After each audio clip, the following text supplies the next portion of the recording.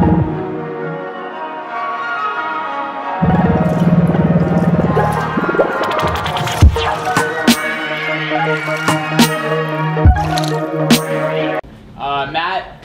started selling on Amazon around 3 years ago. Yeah. And he's now doing over 7 figures in sales. Really cool business. So, hey,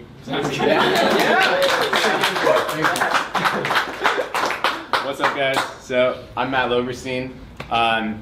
Yeah, like Sam said, I got started going serious with Amazon a little over 3 years ago. Backstory before that, I was already like hustling Craigslist, eBay, doing that type of thing for years before that, about 4 years before I got serious with Amazon. But I knew that like Amazon was the next wave. Like it was so scalable. You know, like you said, being on the front page, it's like this massive thing, and you only need a small piece. Like how, like Sam said, 7 figures, but like that's tiny. You know, it really is. It really, really is tiny. And like, so yeah, first year, 2015. I started dabbling out. I did like $250,000 sales that year. Last year, 2016, did 1.2, and seeing how the rest of this month goes, it should be like 1.7, 1.8. Just to give you an idea of where I'm at, I have 30-something products at this point, under 4 different brands, and yeah, I mean it's been great. Something I'll get into is that, you know, diversifying, having more and more products, building little brands is to me so protectable, so much better for scale, and that's really the way that I've got it. But those other things, arbitrage, you know, reselling on eBay, those are great ways to get in the game, taste it, get a feel for, you know, selling a thing and getting money for it. It really is like an amazing way to like get that experience and then roll that into something potentially more risky, but with way more upside because it's so repeatable, so scalable, you can do it again and again. So that's really what I've done. So yeah, that's backstory. Now I have a YouTube channel where I talk about it, by the way. So that's Loberstein, Loberstein. Yeah, so that's going super well. That's been fun. That's how I got involved with stuff like this. So thanks to Sam for putting it on. And yeah, so anyways, my plan was to talk about my blueprint for 7-figure product selection, which when I found out that Jonathan was also talking about product selection, I thought, okay, this could go one of 2 ways. Either we're going to say complete opposites and everyone's going to be super confused, or we're going to say basically the same thing, and it's kind of leaning towards basically the same thing. So everything he said I totally agree with. So I'm gonna run it through from my lens, give my tweaks. There are some key tweaks of the way that I look at it, but it's very similar, so that should just solidify that, you know, this is a real thing, and that is like really the path to it. So yeah, onto just my points for product selection. I also have 5, coincidentally. So number 1 is existing sales volume, which was also the same point. But you have to realize how incredible this is that we can even tap into Amazon displaying that data to us. Like you can literally look on an Amazon listing and see how much this thing is selling. Like Amazon is giving you that information, and that is tremendously unbelievable. And I feel like we kind of like overlook that, you know, but that really is amazing that that's even displayed there. Like you can't, you know, necessarily go into a store and being like, what revenue is this doing on the shelf, you know? Like you don't have access to that, but like with BSR, bestseller rank, even if you're doing this all manually, of course there are tools to speed up this process, but you can do it all manually, you can figure it out. You can take the bestseller rank, which is displayed right on the listing, you can plug that into Jungle Scout's free tool, you can get the estimated sales volume, multiply that out by, you know, number of days in a month, figure out the revenue. Or of course you can use Jungle Scout, you can use other tools to automate that, which I do recommend because it'll make that process way faster. But anyways, key 1 is really existing sales volume. The biggest issue I see with product selection, because a lot of people link me ideas, they want my feedback, the first one is just like, you have to be looking at a market that has sales, and that's so obvious. But like people will link me something and it's just dead. Like you don't want to be number 1 in a market that doesn't exist. Like that is a bad move. So key 1 is just, it's got to have existing, money is flowing, right? And you just need a piece. And that is so much easier to break into, which we'll talk about how to break into it. But I don't have an exact, one difference in my talk is that I don't have super exact criteria, and that's because I feel like a lot of these things are in balance with each other. So whatever it means to you, but you want to be able to take a piece of those sales and have that be what you're going for, right? Whether that's a small win on a small opportunity that has low barrier to entry, or it's a big opportunity that you're going to go all in, take a huge risk, but there's a ton of upside. So it's in balance with each other, which leads me into point 2, which is just basically evaluating the competition versus the market size.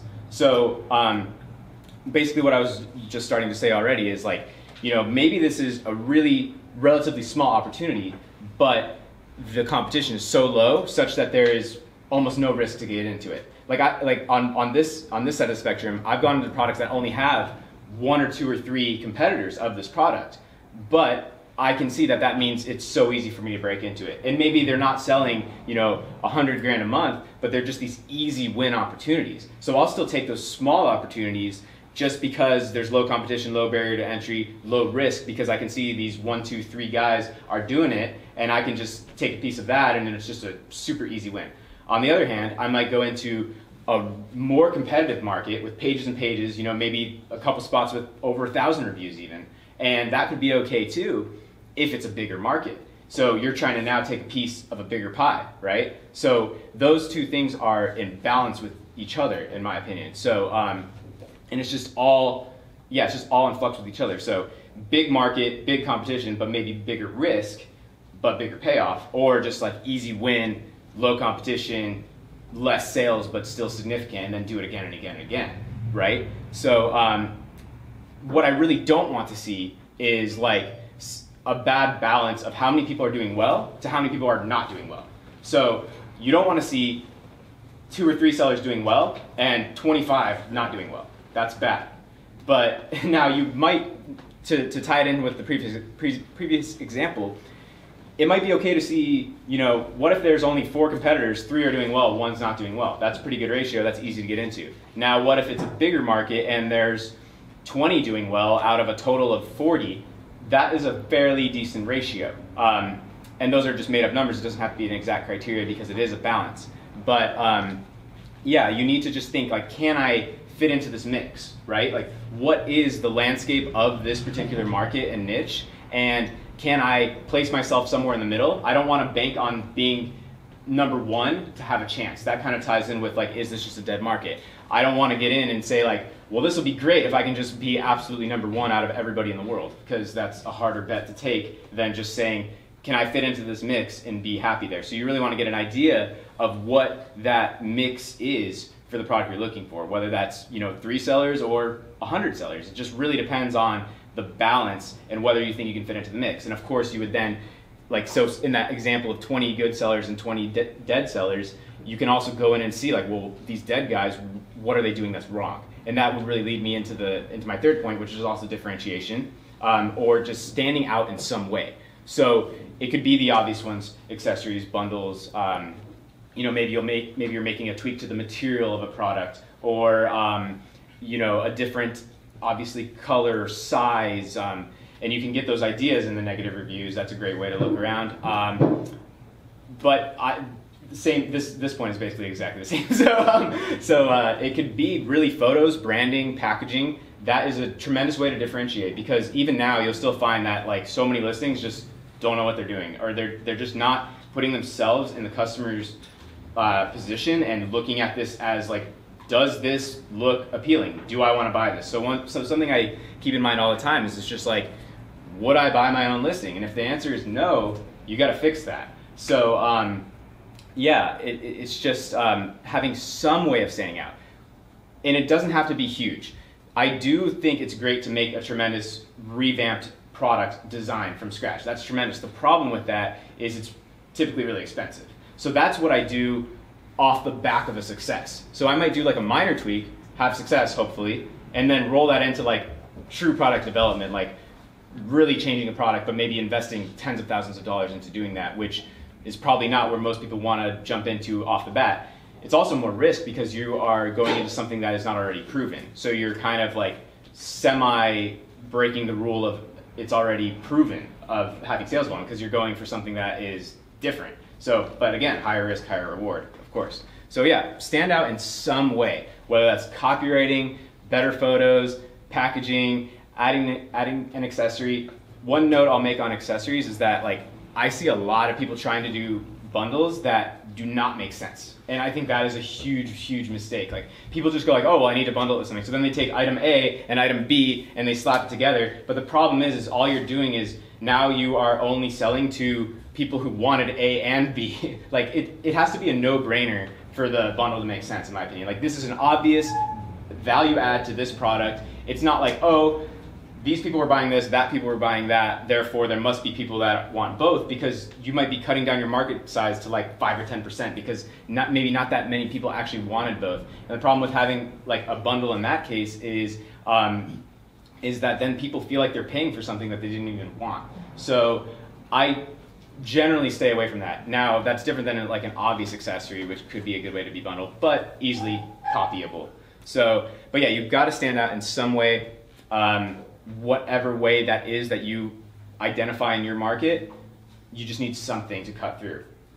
Point number 4, this one's different, this one's my favorite, is that in my product selection like mindset, as I'm going through product selection, I'm not just thinking about that first product. Like, that is part of my first product decision, is that I'm thinking, what's the second, third, fourth, fifth product that goes along with this one?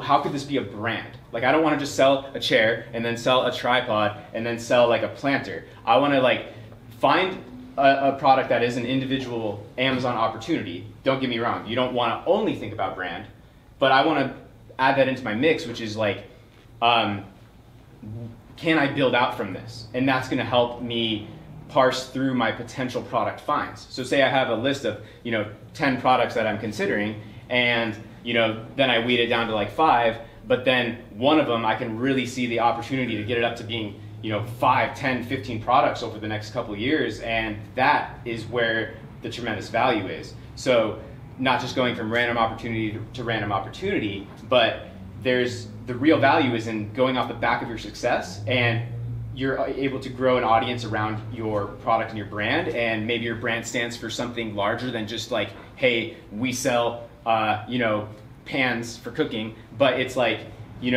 we are creating like, it could be so many things, like we're paleo kitchen masters or whatever, or tripods. It's like we're creating the most durable tripods that will last a lifetime. We're not just like, hey, we sell tripods, but it's like your brand stands for something. Maybe it's like for YouTubers or whatever, or it's like, think of the obvious brands, Nike, Apple, those are brands that like, they don't just go, hey guys, we sell shoes, or like we sell phones. It's like a whole experience, right?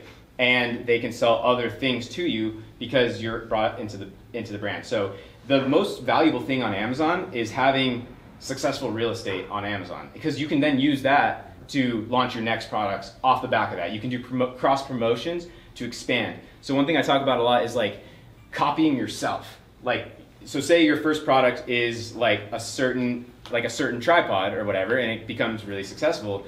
Well, your second product, like I said, shouldn't be like hanging planters from the ceiling. It should be like, what's another tripod that would also sell? Like, it's so easy, it's so obvious, but if you have success with one product, copy yourself. Like, literally compete with yourself, get more real estate. Maybe it's a bigger tripod, a smaller tripod, a more high-end tripod, a cheaper tripod, one that can like swing over to the side, or there's so many ways to expand like that, and that builds your product line, that builds your brand at the same time.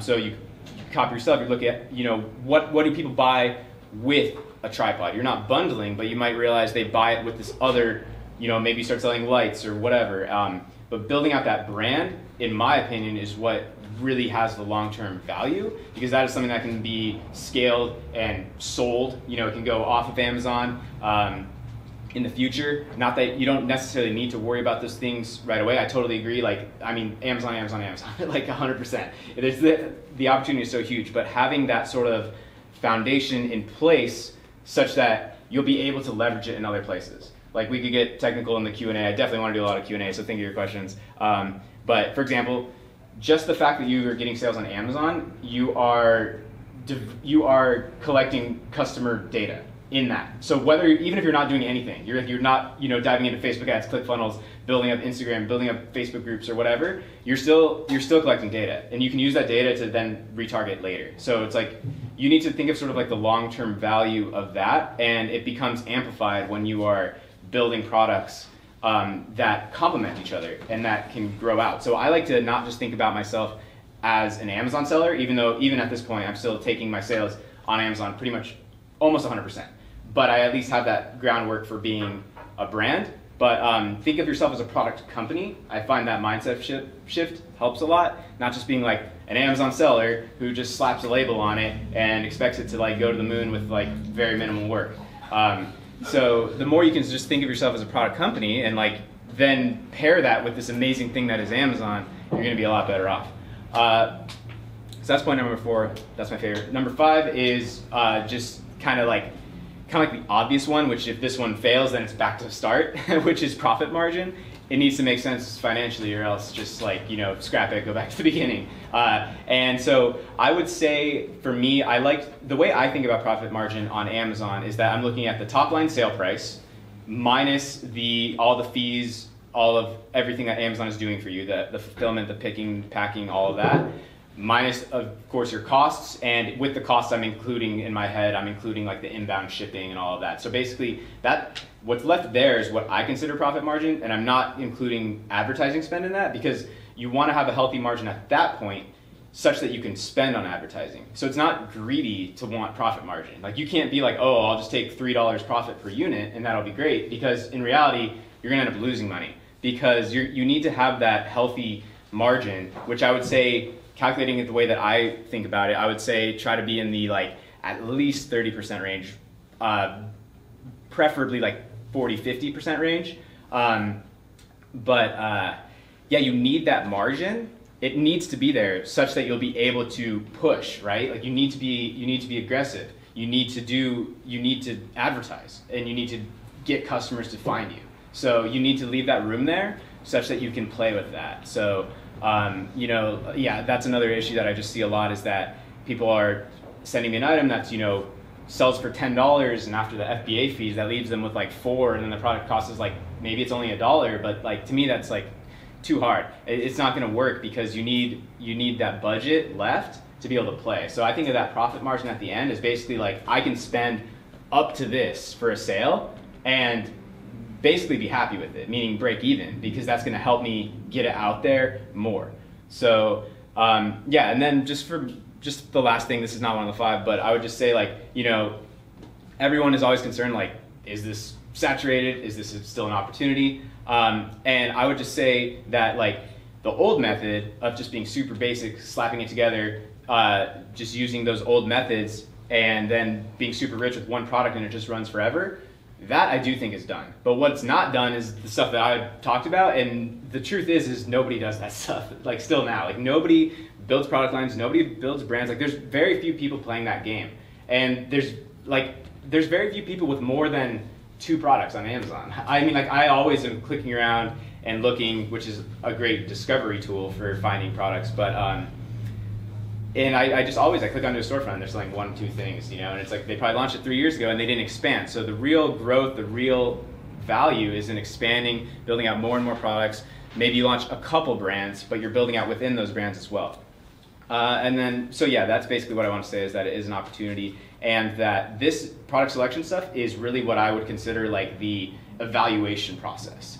And that's because a lot of people are asking, like, where do I find products rather than how do I evaluate them? And the truth is, for me on this, is like, you can find a potential idea anywhere. Like, that's not interesting to talk about in my opinion. What really matters is how you narrow it down and figure out, is this an opportunity I want to go with? So whether you're finding it from looking around a room and pointing out random objects, or walking around Target, or what I do a lot, which is just endlessly go down the rabbit hole of Amazon. You know, you're clicking on the related products, you're clicking into storefronts, you're doing all of that. But wherever gives you that initial idea to just get in and then dig through there, that all works. What really matters is like how you're determining what is a good opportunity. So think more about like how you determine what is good rather than just like how do I find it? Because yeah, I mean, there are, you know, tools like the Jungle Scout web app, which like, you know, you put in criteria and it spits out potential products, but then you're looking at these same criteria over and over again, and so are a lot of people. So it's, yeah, I mean, that's it. Yeah. So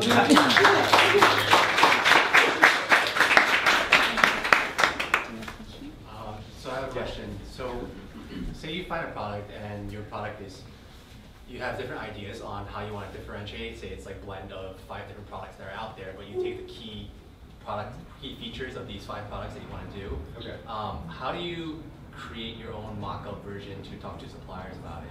Do you talk to suppliers and use their designer, or do you go to your own designer, or do you mock it up yourself? So it's definitely going to depend on how complicated the change you're trying to do is, like what types of materials are needed. For example, if it's like a fabric item, it's probably going to be pretty simple because it's like kind of, it's less of a complex process. Whereas if it's like something that's like it uses a mold, then you're going to have to spend a lot more for like the mold design, the mold setup costs, all of that stuff. So it's going to depend a lot on your budget, and then how fancy you want to get. Obviously, if you're trying to go super revolutionary, then yeah, you're probably going to need to talk to like a product design firm or something like that. I haven't gone to that level. What I do more is talk to the supplier, the other option, which is, you know, maybe I'll very roughly draw something up, but not like, you know, full 3D like specifications, everything like that, but just like, hey, could you do something like this? And they're like, yeah, let me see what we could do. And then, you know, you go through the process of, they'll send you drawings, you work with them, and then, you know, move on to getting samples, evaluating it, see how it actually works. But yeah, I haven't gone the route of like true full from scratch development, because that in most cases would be expensive. Yeah, and I just haven't got to that point because it's just continually been sucking up cash flow, and just to keep it running and expanding at the rate that I can manage. So I've gotten to like what I would consider the middle stage, which is like I've taken more basic modifications and then I've sort of dumped them into like medium modifications, but I haven't done like full true like from scratch level development. But yeah. Thank you. Yeah. Yeah. I think like, yeah, I mean, your points are super on point. I think just on your brand points, I think that is huge. You know, if anybody can take that point from those 5, that is definitely the biggest one. I think one thing we're seeing in the space is there are companies out there who are buying your Amazon brands. You know, they're seeing that you created a 7-figure business on Amazon with like yourself and maybe a couple of like virtual assistants. Yeah. And for them to be able to take that on and just have that as a profitable business is huge for them. Now, if you have thought of your brand, your product as a brand, and you've treated it as a business, and you have all the right, you know, your accounting is right, and you've developed out your brand, and you have, you know, you have your Facebook, you have your Instagram, you have all these things that have like created that moat around your business. If you have all of that in place, your multiple on what you can sell it for goes from like 3x to 7x, and people will pay like, you know, a massive amount of money to take that brand on, and that just, you know, from creating something from scratch that you can sell for, you know, $4 million or whatever it is in a matter of a couple of years, and then take that money and take some for yourself and reinvest in other products is huge. You know, and it just takes that mentality of really thinking about it as a brand from the start. So I think that point was really huge. Yeah. I think like to the question, I think it was just a side note, but the question I had is like a lot of people here are you know, they're hearing all this theory, they're still stuck in that place where we've all been of how to actually take that from theory into execution and just actually get onto Amazon and get it done. So what would be your advice on how to just, you know, get past that one goal of getting something and starting with it? Yeah, well, on the first point, I 100% agree, and that's like whether or not I think it's cool to build a brand. I think, yeah, the value in it is so amplified, because how can you expect somebody to invest in buying just like a pure Amazon business, because it's a risk. Like, it's just all dependent on like that account. You really have no real value. So like even getting 2-3x is like, you know, pretty good. But like if you're doing these other things, then yeah, then you're looking into the real product company multiples. But yeah, to your question is like for the people that are stuck, I think for me it's like you need to be willing to take a risk financially. Like I think whatever you can do to get yourself into a financial position where you can risk at least a few $1,000s or so, and like you could potentially lose it, that's a good place to be. Like I really don't, like I get nervous when people come to me with questions and they're like extremely like desperate. I find that a bad place to be. I think that's really hard. So like, you know, maybe that means you're still working a job or you're having other side hustles, like you're selling on eBay or doing arbitrage on Amazon. But the more you can do that to build capital such that you can play with some money and just think of it as like, look, this is a learning experience. Because that's something for me is like, look, I don't think I would be having this work to this extent now if I hadn't have been dabbling with AliExpress and eBay, and if I hadn't have been, you know, hustling stuff on Craigslist to eBay, like making those mistakes, kind of learning and just leveling up. So it's like, worst case scenario is you lose some money and you'll most likely be out at a way higher potential of success on your next one. Same to what you said about your second product. Same for me. My second brand is the one that has really blown up. That's the one that I want to really scale long term and blow up into a big thing. The first one kind of had its trajectory, you know, like it worked for a while, now it's not as good as it was. Like that happens, you know, that's why I am continuously doing more and more products and expanding, because the landscape changes, you know. Especially like, you know, a few years ago, it really was wide open. So it's like, you didn't need to be so fancy back then. Like you really could just pick a product, and it was pretty easy like 3-4 years ago. And so for example, in that case, like it really did just oversaturate and just go absolutely nuts, and it's just been harder. So, but yeah, so be in a position where you can take a financial risk. I think that's honestly the safest place to be. Like have some other form of income, have some money set aside that you are comfortable with playing with this. And then, you know, you just have to realize the mindset of how big this really is, how much potential there is, whether it's just e-commerce in general or just online in general. I mean, it's a tremendous opportunity right now. It's like kind of mind-blowing just how much potential there is to reach the whole world. And Amazon specifically, like it's literally like being on the front shelf of every store in the world, you know? So, you know, you have to realize that mindset of that what you're trying to build is not actually that big. That would be another thing too, is it's like, you know, I definitely had a point where I was thinking like, oh my God, like if I could make, you know, like $3,000 a month for myself, like that would be absolutely insane. But like, you know, now like I think having the mindset that what you're doing is not that great is actually like, it kind of helps you. Like I don't think what I'm doing is that great. Like I think that there are brands that are worth $100 million, you know? I mean, so having some of that mentality, but yeah, mostly just jumping in and taking a risk, being in a position where you can do that. Yeah. I have an extremely technical question, but I'm asking it because the new seller should be aware that some reports that have very important information, like your buyer names and addresses and sometimes phone numbers, they expire after like 30 days. I was wondering if there's any way to go back and reach older reports. So where are you seeing that they expire? Like the FBA like just going through the order list? You can only go back 30 days. I mean, what I've used for exporting customer data is Managed by Stats. It's one of the softwares. I don't know if does yours have that built in? I use Managed by Stats, but we're doing that now as well. Yeah, that's a great, yeah. So that tool or Zonguru when they have that. But I haven't ran into that problem. That's the only way I've done it. So as to the way of it expiring, I haven't experienced that myself. I can export from the beginning with those. So yeah, if you do through Seller Central, you only go back 30 days. Okay. Yeah, I'm not sure how Managed by Stats really taps into the data. I've honestly never looked at it on Amazon. I just use that. But yeah, no, I haven't had that problem with that, and I can still export from the beginning. But to your point, what I would say is like if you're already selling, you should make sure to export that data like now, because I mean I don't know, like it could change eventually. So yeah, I mean kind of like, you know, save your data, like even if you're not doing anything with it yet, save your data like, you know, every month or something, just so at least you'd have like some data to fall back on. I took it for granted all these years, but now I'm like, if anything ever happens to my Amazon account, I could have had all of my customers and all of their information. Yeah.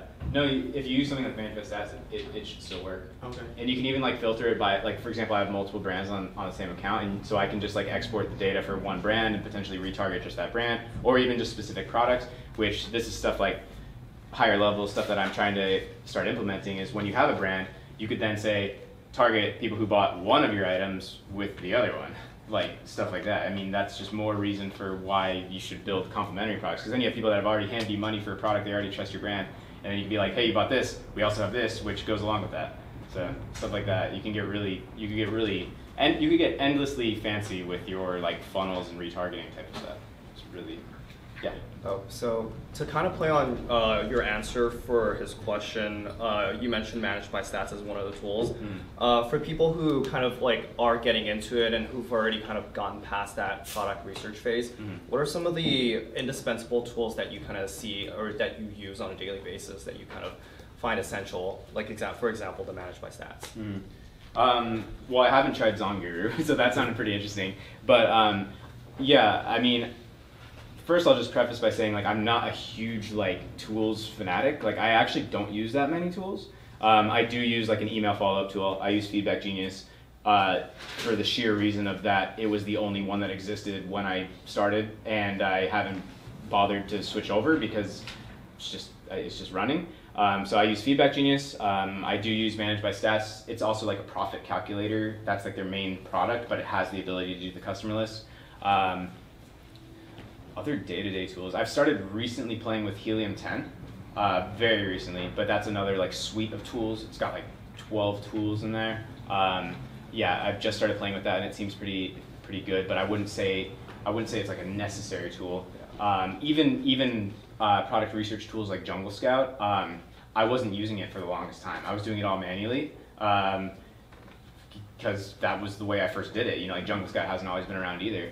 And other tools than that. Because there's like the CRM tools and Splitly for split testing. Yeah, haven't dove into Splitly. I probably should.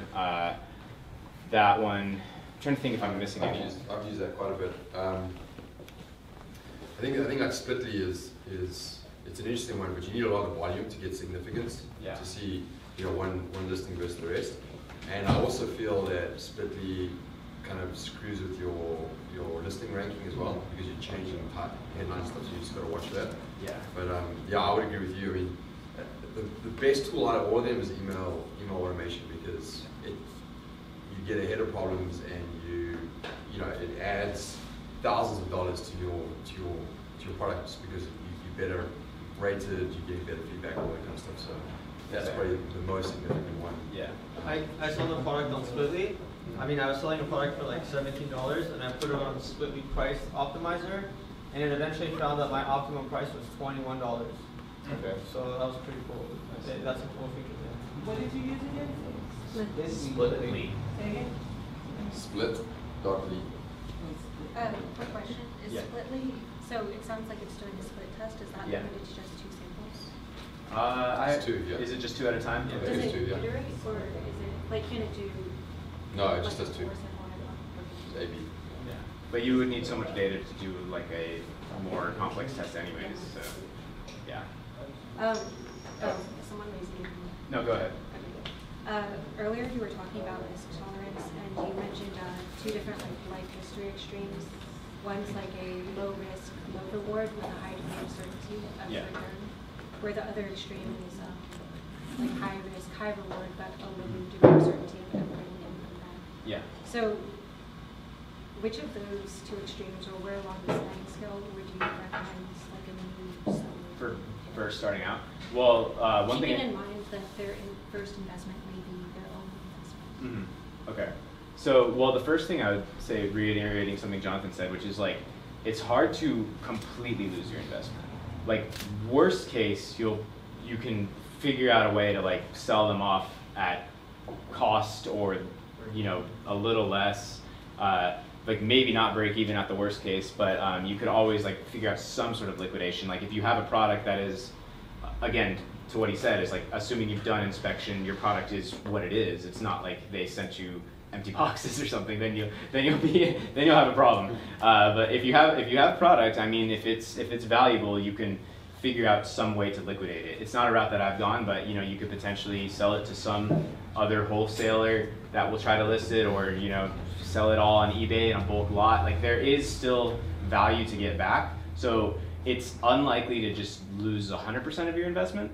I would say so I mean, this kind of ties into the thing about like financial advice. It's like maybe I do see a lot of opportunity right now in like those smaller wins, like doing those over and over again, because the bigger ones, like, you need more risk tolerance. Like that's just the truth of it. Like for example, stuff that I might get into now, like I might be like, okay, I could lose 15 grand on this, but like I mean, first of all, I wouldn't have even been able to play with that at the beginning.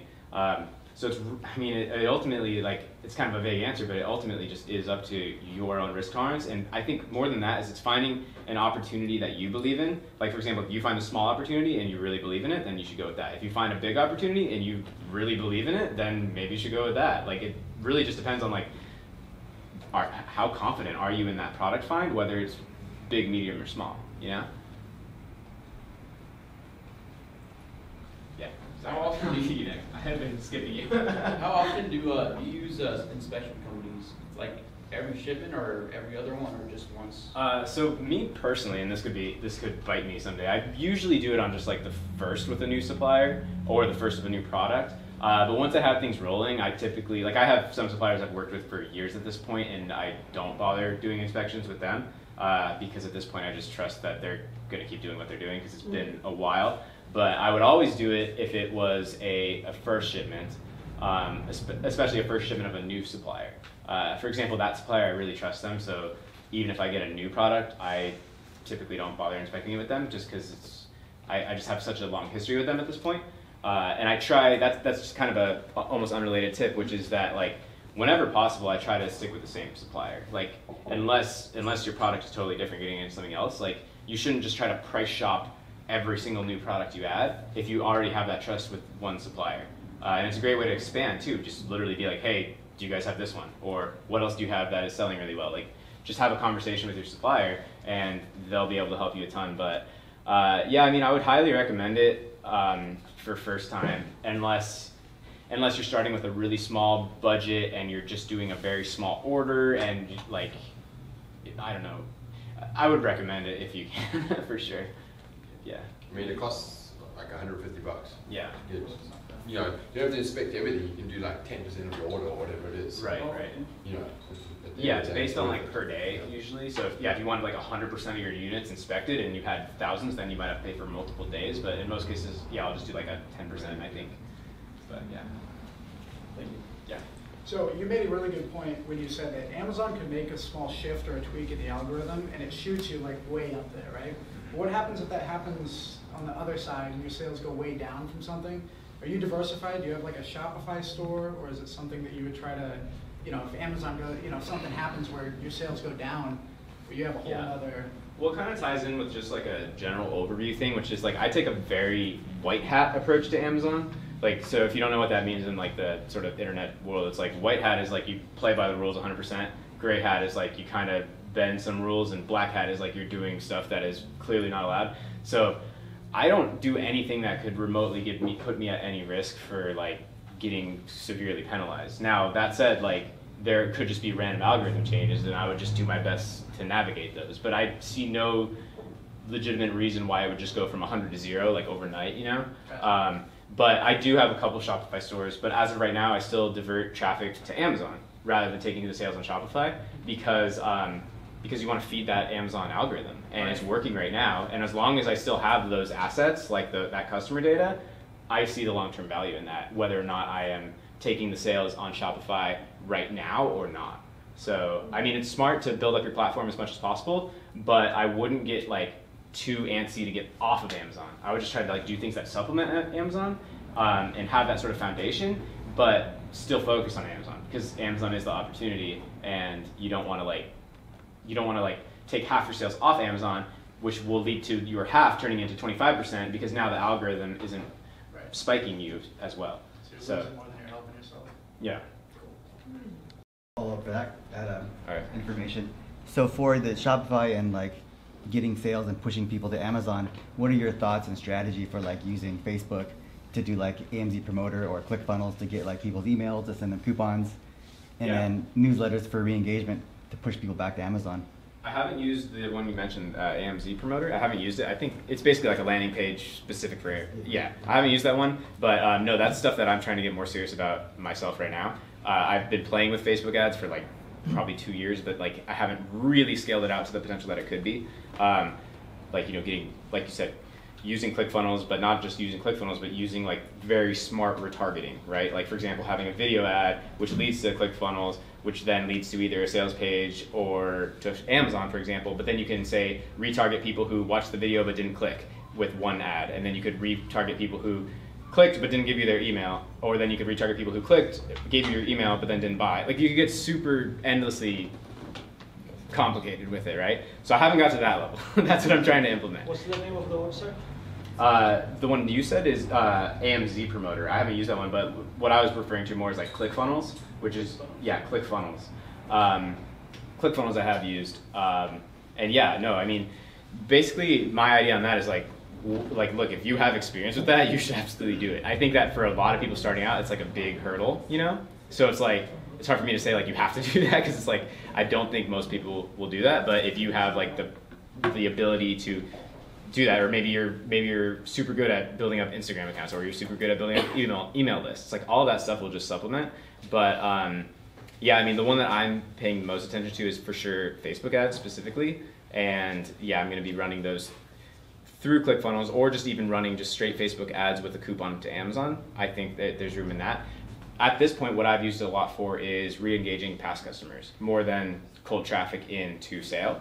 I'll like retarget that past customer list with, hey, we have a new product, or you know, follow us on Instagram, or like, hey, we're running a giveaway. Like, you know, I'm trying to just build my little communities a bit more. How do you get those past customers into like your Facebook like? An ad. I'll literally run an ad to past customers, and then like a lot of them will just like the page because or they'll be commenting like, oh my god, I love this product, or they just start engaging with the page because they bought a product that they love the product they bought, and they see it and they're like, hey, I know what that is. So it's like their ability to engage with it is like really high. How do you, the initial buy data, how do you get that data back in there to re-engage? Oh, that's like what I was mentioning before with like managed by stats. Like, so you can export your customer data from Amazon, and you're not gonna get 100% match doing it that way because you don't have their email address.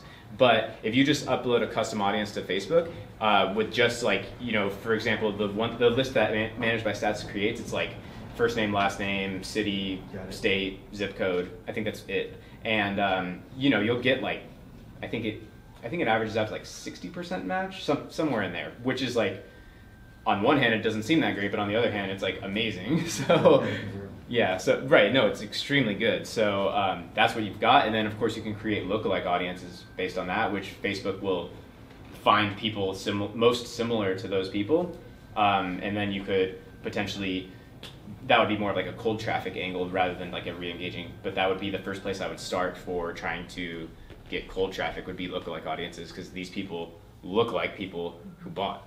So. And that's within TOS to use managed by stats, export the data. I would say that is. As long as it's lookalike. Yeah. That is definitely a semi-gray. But like, anybody could be getting a Facebook ad. That's like, but yeah, no, to answer your question, it is definitely, I would say, a gray area.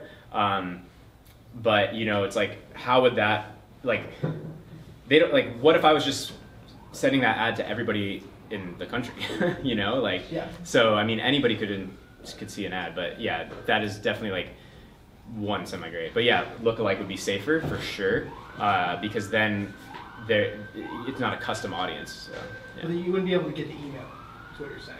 From Amazon? From managed by stats, when you're exporting? Right. No, you won't get. What's happening? I didn't actually read the space. No, we did. I'm joking. You made it in the gray area, bro. It's Amazon.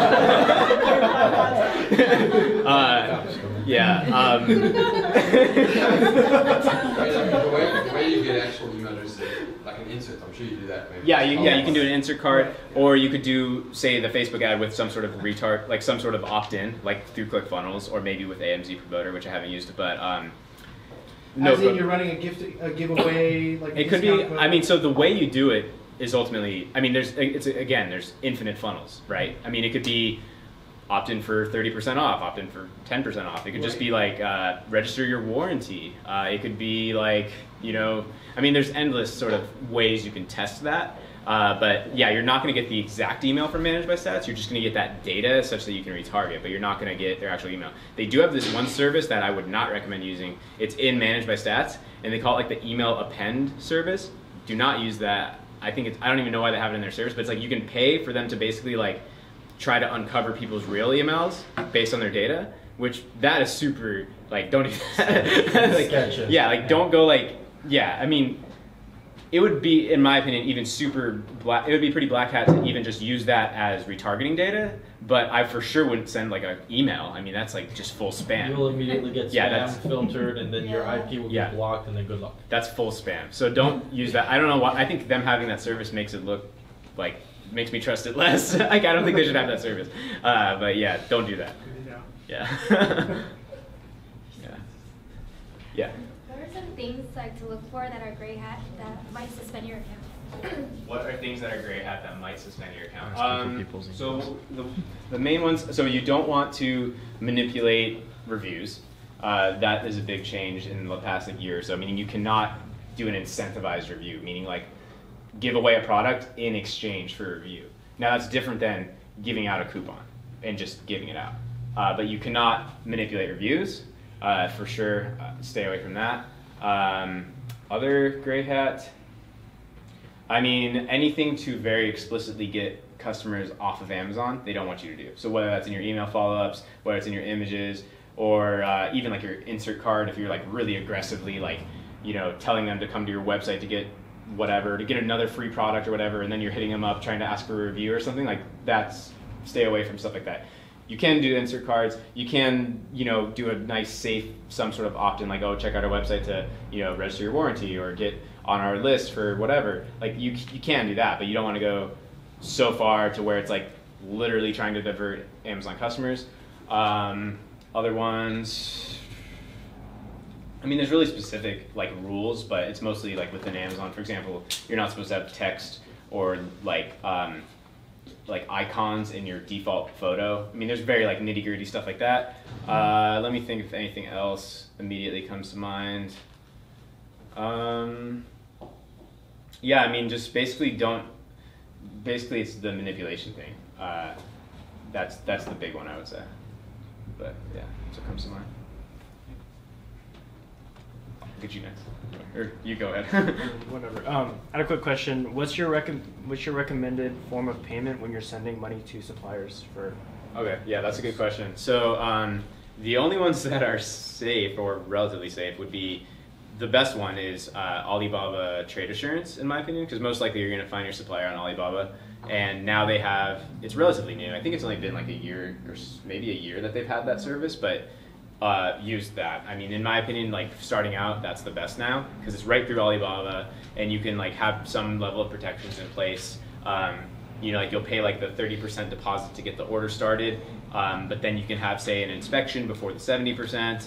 I would do that no matter what, by the way, whether you're using trade assurance or not. You know, do the inspection before the 70% balance, and then, you know, tell them, okay, it's good to go, and then you pay. The thing with the trade assurance is that they can actually have like another layer of protection on there, such that if the supplier is not sending you what they agreed to send you, like if there's some issue that was outlined, then you have the ability to basically file a claim of sorts. So for sure, like adding that level of protection is worth it. Like now, look, is it 100%? Like probably not, but it's another layer of protection, so I would for sure do that. Second to that would be using PayPal. Same thing, I would make sure like all the details are in the notes. Maybe, I don't know if you can do an attachment with PayPal, but I would like upload like the invoice with exactly what you're paying for. And same thing, 30/70. That would be best. Now, what a lot of suppliers do, like what I do a lot, is just straight wire transfers. But that's because like that's like not necessarily a good idea starting out until you have trust with them. But like I think it's better now. A lot of suppliers are accepting trade assurance. But at the time, like I got in touch with several suppliers that would only take wire, and I just like started with a really small amount, basically, like what I was comfortable with potentially losing. Back to the risk thing. And obviously vetting them as much as I can to make sure everything is legit. But it worked out in both cases. Like, I don't know if it's just a thing, but like, I've found some of my best suppliers I've found have only accepted wire, but I would shy away from that. But yeah. Yeah. What's your current launch strategy? Are you using giveaway sites like? Yeah. How are you getting, and also how are you getting your initial like group of reviews, your 10 to 15 reviews before you really accelerate? Yeah. So this could be like a really long one, so I'll try to give like a really short overview. So it's changed so much. So I personally am on the side of like, I'm very skeptical of the giveaway services now, because they were operating in the previous rule landscape, and now they are changing what they say, and it's still operating. It's still the same pool of buyers for the most part. It just makes me skeptical. Are people getting in trouble using those services? Not really. But I just don't, like, that's an example of me just being overly paranoid and white hat probably. But like, I don't use the giveaway services at this point. Whether or not you feel comfortable with that, it's up to you. But yeah, I don't. So in my situation, I've definitely just shifted to more of a soft launch approach. You know, like I definitely just instill a little more patience in my process now. Like I get the anticipation of your first product, and you want to like do as much as you can every second of the day. Like I was like that too. But like now I have several products, and again now I leverage those products, which is an advantage. But yeah, you know, now a lot of the times it's a softer launch approach, meaning I'll just like obviously have a great product, have a great listing, a great offering. Like I said, would you buy your product? If the answer is yes, and you essentially buy traffic to your listing, then hopefully, I mean, you can get sales with 0 reviews. Like I've had products take off with 0 reviews. Like reviews are important, but like having a great product is more important. Like if you have 2 reviews and your product is better than one that has 75 reviews, you will get sales if you get traffic. And if you have 75 reviews and your product is better than one that has 5,000 reviews, you will get sales. So I don't, like reviews are important, but like I don't super stress about it because I've had products take off with very few, and I've also had products that have hundreds or 500 plus, and now they're doing worse. So it's like, it's not like reviews are like the holy grail of like success or not, you know? But yeah, so I mean, 100% PPC, which is pay per click, that's Amazon sponsored products, 100%, you gotta do it day one. Like I'm strong, like a lot of people will be like, oh, you have to wait for your reviews, but I don't do any of like the black hat review stuff. So that would just mean I'd have a listing sitting there dead in the water, which I don't want to do. So I want to get some real sales and, you know, follow up with those people, email follow up, get a few reviews over, you know, handful of weeks. I'm just okay with like a sort of a longer trajectory. Like I want to be gaining momentum over time. I don't really do like a huge blast anymore. Now, like, again, in my situation, like I have some stuff built up around my brand. So like I can leverage that a bit. I can leverage existing listings. And that's why, again, having one success is the most valuable thing, because now you can leverage that. So that's it for me now. Like I personally, I am now starting to layer those sort of like advanced scaling things onto launches. For example, something like the whole Facebook ad and ClickFunnels thing, why could you not do that from the beginning and basically build your own viral launch? Rather than spending, it's like $400 or something to use viral launch, you know,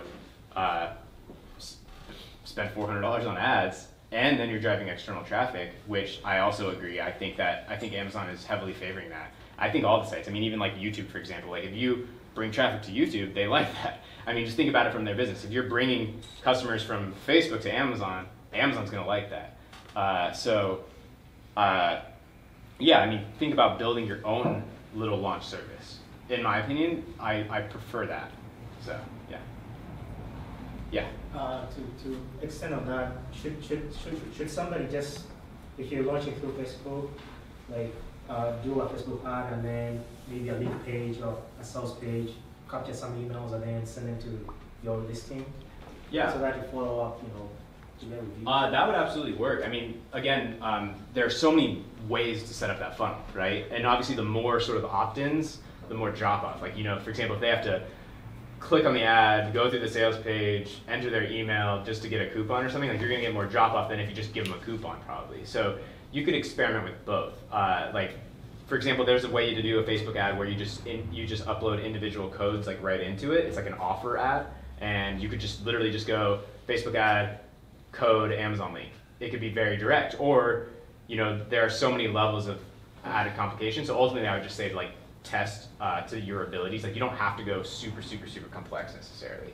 But yeah, of course, then you can get the email opt-in, which is also valuable. If you're getting them onto a page, you can then install a Facebook pixel, you know, all of that's for retargeting, also with Google, like their pixel, so then you could say retarget with YouTube ads or retarget with Facebook ads based on people who have seen this page. But again, it depends how like deep you want to go into that stuff. But that's all sort of supplemental, I would say. So yeah. Yeah. One advice that I wish I'd done earlier was put your website on your branding. Oh, and yeah. have a basic like pop up on your website, like you want discounts, put your email here. Yeah. It's a really easy way to build an email list. And you don't have to get a Shopify store, just like a basic WordPress. Yeah, connected to MailChimp. Yeah, I've mainly done Shopify and ClickFunnels, but yeah, and that's safer too than like an aggressive offer in an insert potentially. Like I haven't gone that route. I mean, I would need to check up on like the exact rules of how aggressive you could really be with the insert cards, but that is safer because then you're just getting them there, and then it's just a website, and the website is just popping up like, hey, join our email list, get 10% off or whatever. I think inserts are technically great.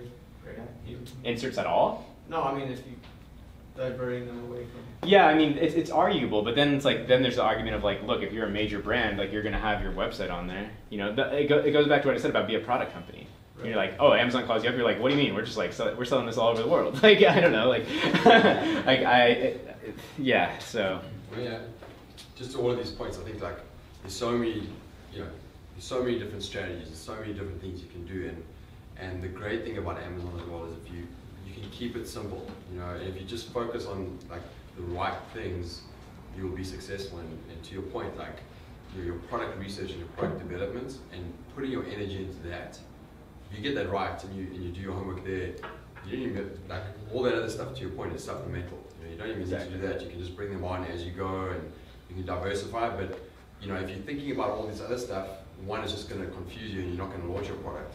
Yeah. And two, it's going to, you have a lot more work cut out for yourself than just really getting your product right. So if you need to invest your time, invest it around what are the right kind of strategies to find the right product, and just get as much learning as you can on that level. And just, if you launch a great product, it's just going to fly. 100% agree. Like there still is a lot of potential to just have the right product and just do like relatively simple, have a great listing, turn on PPC, run, like I said, run ads, and it'll take off. It'll start happening. That's the beauty of Amazon is it's like just it'll feed it. So don't, like you said, don't let that stop you from launching. Like that stuff is gonna be bonus, and you could use that later as you scale, or you could, if you're more technical, you've got a lot of time, you really know this stuff, then it's gonna be extra fuel, but not necessary. I think like product and doing the Amazon thing is still such an opportunity, but then having that mentality for the scale part will just help everything, and then you could potentially add those on as well. So, yeah. Let's we have like a few minutes left, so let's all like talk to each other and stuff like that. Yeah. Take a couple more questions. Or just wrap it? I guess we have like 15 minutes left, so maybe we will like one more question. Anybody have a burning question? I just have a quick question. Sure. Just about like how you manage, obviously like you said you did 125K your first year, which is absolutely incredible, and I know half the room, self included, haven't really gotten started. So how do you kind of manage, like I know you blaze a trail when there really wasn't one, you're kind of on the forefront, but I see you're a content creator with your nice Lumix right here. There's a lot of content out there, so there's a lot of ability, and that's what you were touching on, to be very overwhelmed. So how do you manage the willpower of like, what you're doing daily and learning, like what are good resources you consume, or do you just not consume resources and you really like focus on what you're doing? Kind of, it's a very open-ended question. I get the question, and for me it's different because like I told you earlier, was that like I was just kind of figuring this stuff out when it was pretty early on. Like there wasn't this current landscape of like a million podcasts and YouTube channels and courses, and like it was just like a few people like just trying to figure it out. Like back then, like I remember when Jungle Scout first was a thing. They would literally email a chart every month. That was Jungle Scout. Like it wasn't an app. You probably remember that. Yeah. So I mean, it was just different. So I mean, obviously, I have content. You can check that out. Like and subscribe.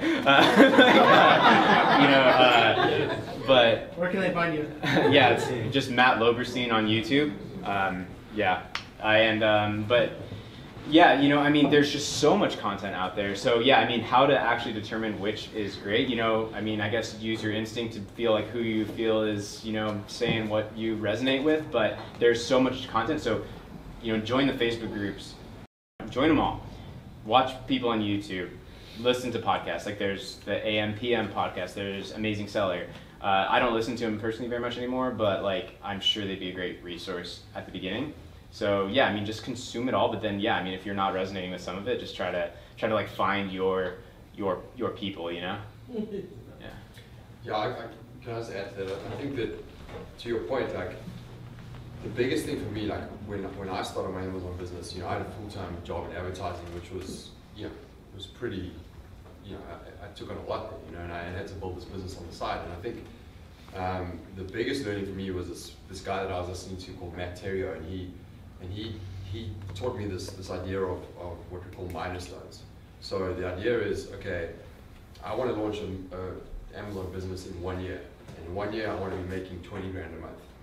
So that's my goal, and I've physically written down like that number. And then, you know, you literally work backwards in what we call milestones and say, okay, you know, 3 months before, like 2 months before that, I need to have my product finished.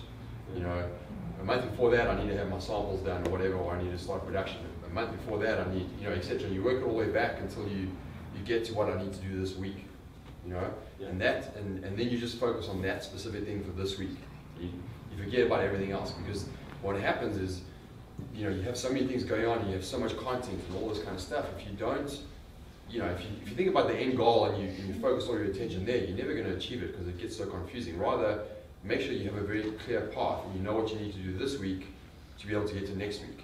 And then you just knock out everything each week. You complete that thing, and all of a sudden, when you look back in 3 months, you're like, holy shit, I've come this far. You know, so that was the biggest thing for me that got me started my business, is how to make it simple and just know what I need to do today or tomorrow, and that's it. You know, and that's like the same concept as the book, The One Thing. It's like it's like the same. It's like the same thing. It's like you're figuring out the goal, and then you're just like reverse engineering what actually needs to be done. Then it's like, what can I do today, such that my goal in 1 week, such that my goal in 1 month, such that my goal in 6 months. So yeah, and also the point I 100% agree, which is don't figure out everything until you're like figure out problems as they arise. You know. So like, don't worry about Facebook pixels if you're like just beginning to like research products, you know. Yeah. Last one. My question is, been on Amazon for a year, but my main thing is, when did you get that like, I don't know if people understand, eureka moment where you're like, you realize, okay, my product has made the rank of the first page. I've totally nailed the, you know, like what they call the SEO, like the search word engine, or you know, search engine optimization. Yeah, those keywords that have gotten me to my ultimate goal. Because I know, and I am doing the paper. I believe I echo your conversation on pay-per-click the first day, because you know, I went from no sales to 0 sales. Right. But I just really want to nail those search word engines, so that I could, when I'm like launching my next product, I won't have to, you know, hit and miss. You know, but how did you just go from 0 to hero with those search word engines that you know that you nailed the competition and you're on the first page and you're on your way to your $1 million check? I mean, for my first product success, I don't think I ever got on the first page for my main keyword. Like, it goes back to market size, right? If you're playing in a huge market, you could be selling millions of dollars and be on page 4. Like, so it's just, I'm more concerned about like, are you making sales? You know, like, so I mean, the rank thing, like, yeah, I mean, there's endless sort of like analyzing of it. But you know, now you're only allowed to have 250 characters in the back end now, which is very limited. That's like what, like 30 words. So basically, put what's relevant, and you're done. you can't get that much more complicated now. You know. So yeah, I mean, I guess the quick answer is like, I don't think about it that way a lot. I'm like, at that time I was just aggressive with advertising, and it took off. I had a great product. I was differentiated. I had a really high quality product, higher quality than any that was on Amazon at the time, which that was essentially my differentiation point. And there were already sales going on in that market, and they went to me. And I don't think I was never the best seller in that market. I still sell that product, by the way. It's just like like I said, now there's like 5 billion sellers of it, so it's like a little harder. But yeah, I mean, I think like when it really hit for me was like my probably 5th product, honestly. I mean, like I was doing well, but it was that first product in the second brand. But then I was like, holy crap, like it just hits sometimes. And that goes down to why product selection is literally the key. Like what we've both been saying is it's like, sometimes like you could optimize for 80 million years on one product and it might just never work. Or you could just throw one product up and it just happens, you know? So it's like trying to find that, and like, it's a little less like tactical, but I find that that's like the way it is. It is kind of like, there is some unpredictable nature to it. It's not all about like, just like the magic keyword in the right place, you know? So. Did you ever if you go Yeah, I think we need to get out of the space, right? Sorry. Yeah, we gotta be out of the space in 5 minutes. Yeah. Yeah, if you guys have more questions. We'll all be like talking for the next, or really, let's talk and also clean up at the same time. Yeah. I'm fine with hanging out here with the risk of more fire engines going by or whatever. So our Facebook group is facebook.com/groups/Amazon Sellers LA. So join it up and let's get started cleaning up. Thank you so much. Thanks, guys.